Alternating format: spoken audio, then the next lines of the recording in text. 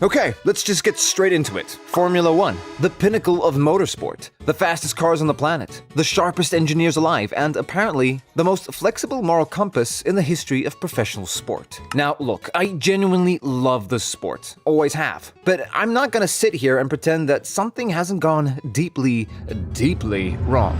Because here's the thing, when the headlines are less about on-track battles and more about geopolitics, government subsidies, and a missile strike reportedly roughly about 12 kilometers from the starting grid, mate, we need to have a conversation. So today we're going to talk about how F1, a sport I genuinely care about, quietly traded its soul for a bank transfer. And I'm going to try very hard not to get demonetized doing it. Alright, buckle up, buttercups. Here's how today's episode of Poolsy F1 goes. We're smashing through three things today. First, the race calendar and how it completely stopped being about proper racing and turned into a billionaire money-waving contest over who can write the biggest check. And second, and this is the juicy one, the main event. Roughly 5 to 6 minutes of pure madness. We're diving into what happens when dodgy governments with rap sheets longer than a Monaco pit lane buy their way into the world stage through sport. I'm calling it the reputation laundering circuit. Freshly washed blood money, now with extra sparkle and a side of fireworks. And third, the fans. You beautiful, delusional, wallet-draining legends who actually fund this circus and how the sport says thanks by bending you over the barriers. 3 parts. No mercy. Let's start with something that sounds boring on the surface, but is actually completely diabolical once you look at it properly. The race calendar. Now, you would think that when the people running Formula One sit down and decide where the race happens, they're thinking about the sport, the fans, the history, whether the circuit actually produces good racing. You would think the conversation goes, right, where are the best tracks in the world? How do we get them on the calendar? Job done. You would think that, and you would be completely wrong.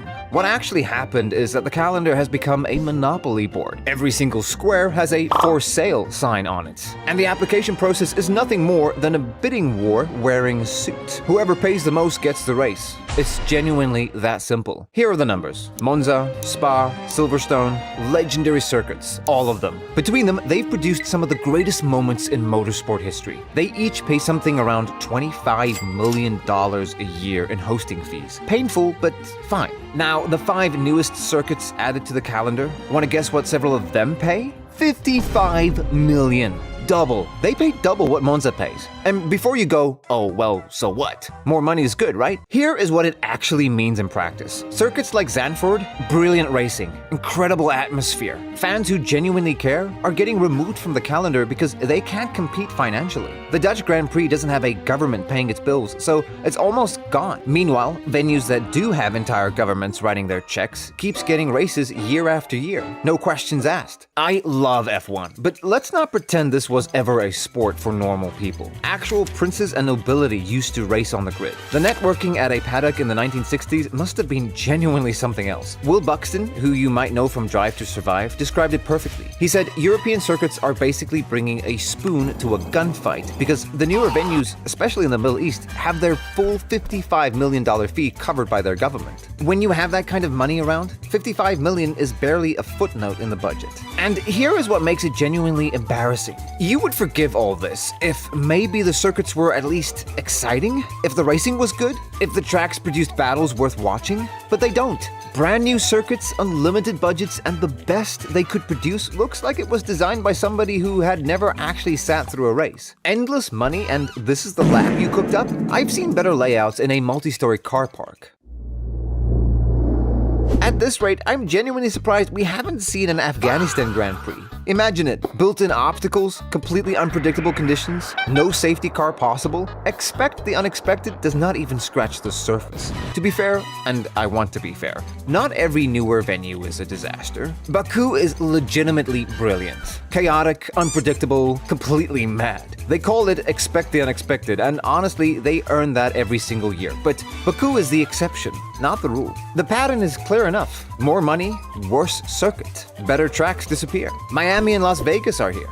Don't worry, I haven't forgotten them. Quick one on Madrid. First race has not happened yet, so I'm not going to fully destroy it. That feels unfair, but it was entirely funded with public money in a democratic country in Europe. And historically, running a Grand Prix somewhere that has actual work laws and human rights has not exactly been a money printer. Someone said it perfectly online. Turns out, if your workforce has employment protections, a Formula One race costs quite a lot to put on. Wild concept. Okay, so this is the main event. Get comfortable because till now we've established that Formula One chooses its venue based on money. Fine. Uncomfortable, but fine. But there's a darker layer underneath all of this because some of these countries are not just paying to hold a race, they're paying to look good.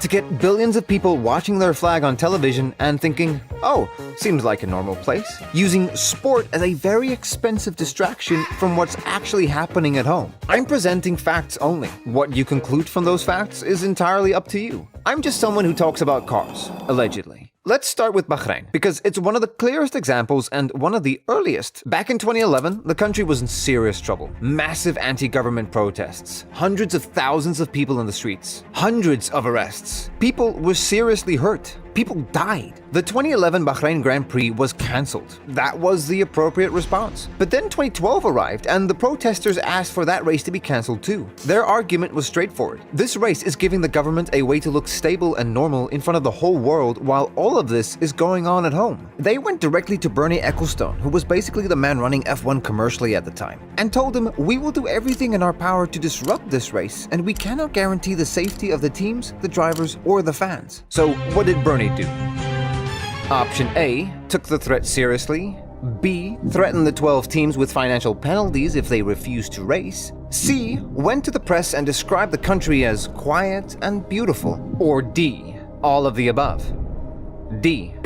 Obviously, it was always D with Bernie. The race went ahead, and during the race weekend, 4 members of the Force India team got stuck in traffic when a petrol bomb exploded nearby. Those same poor mechanics were caught up in tear gas fired by riot police during the F1 race weekend. Proper tear gas at a Formula One event. Absolute madness. Nobody was seriously hurt, and that is genuinely fortunate, but here's the thing. That risk should never have existed in the first place. You do not take 70,000 people into that situation. Ignore explicit threats from protesters and then call yourself a reasonable organization. That is not okay. It has never been okay. Full stop. Right. Fast forward now to Qatar, Saudi Arabia, Azerbaijan, Russia, while it lasted, all regular stops on the Formula One calendar. What do all of these countries have in common besides a Grand Prix? They are all governed by systems where democracy is essentially a decorative idea that nobody actually uses. And look, I know some of you are thinking, mate, I watch F1 for the overtakes, not a political lecture.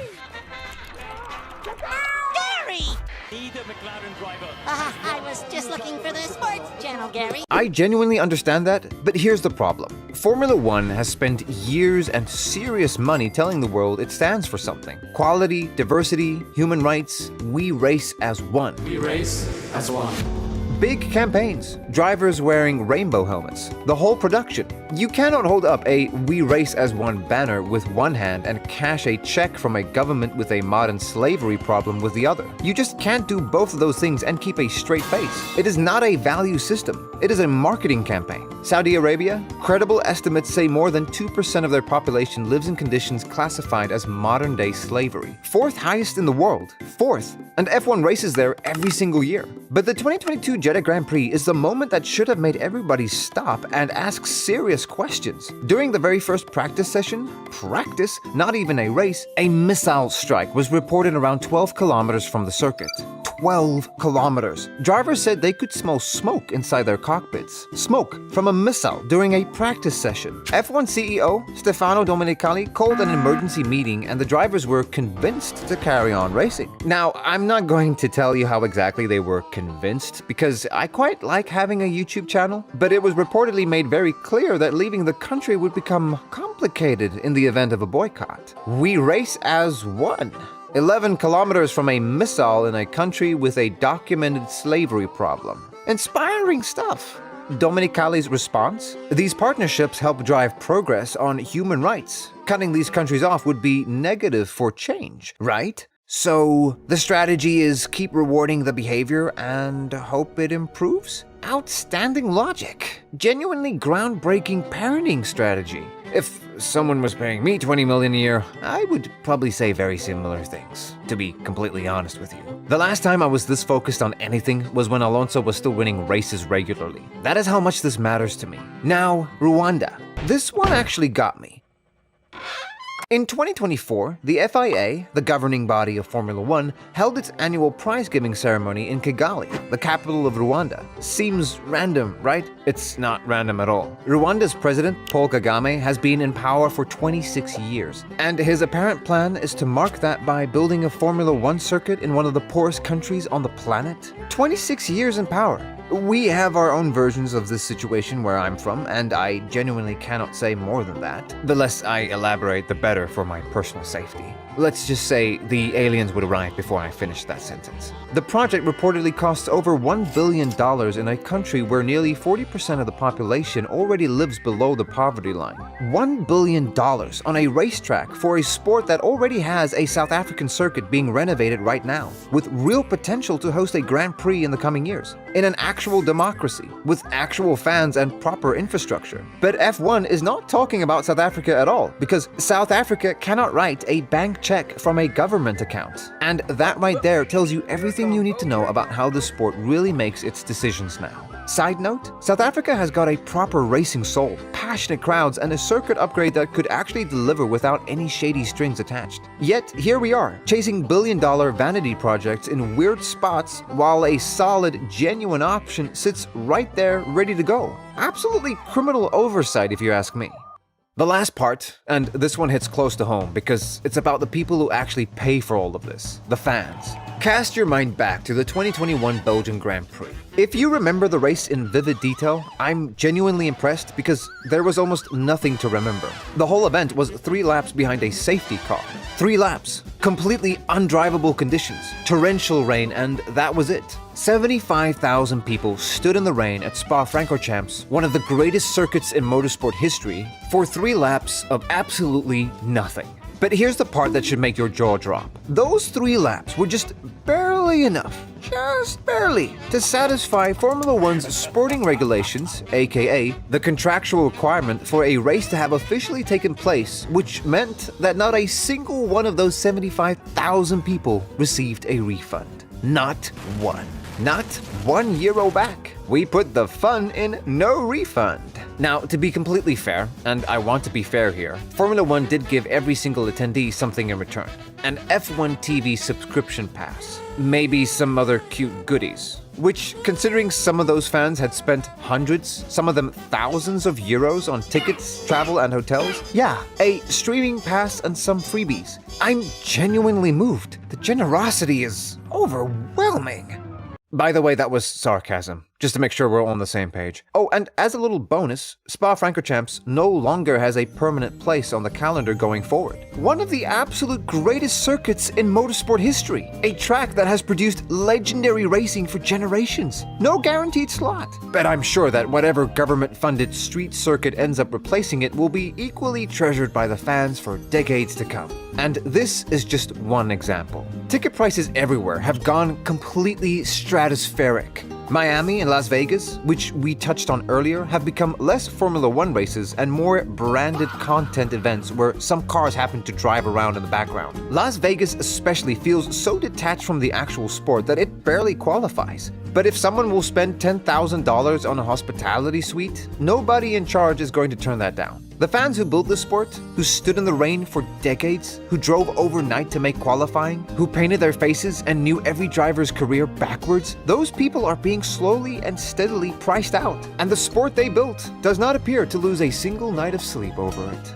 Right before I bounce out of here, I want to say something crystal clear. I love this sport, which I'm pretty sure I made it way too obvious, but I am not here just to slag it off for the clicks. Formula One has delivered some of the most ridiculously exciting moments that I have ever had as a fan. The wheel-to-wheel battles, the brain-melting strategy, the utterly mental drama this circus churns out every season. I'm absolutely here for all of it. But here's the awkward truth hiding under everything we've ripped apart today. F1 has always been a rich man's game. It has always had cash sloshing around, and that's nothing new. But there's a massive difference between a sport that needs big money to run and a sport that has turned into a playground for governments desperate to buy themselves a shiny new image. And the line between those two things?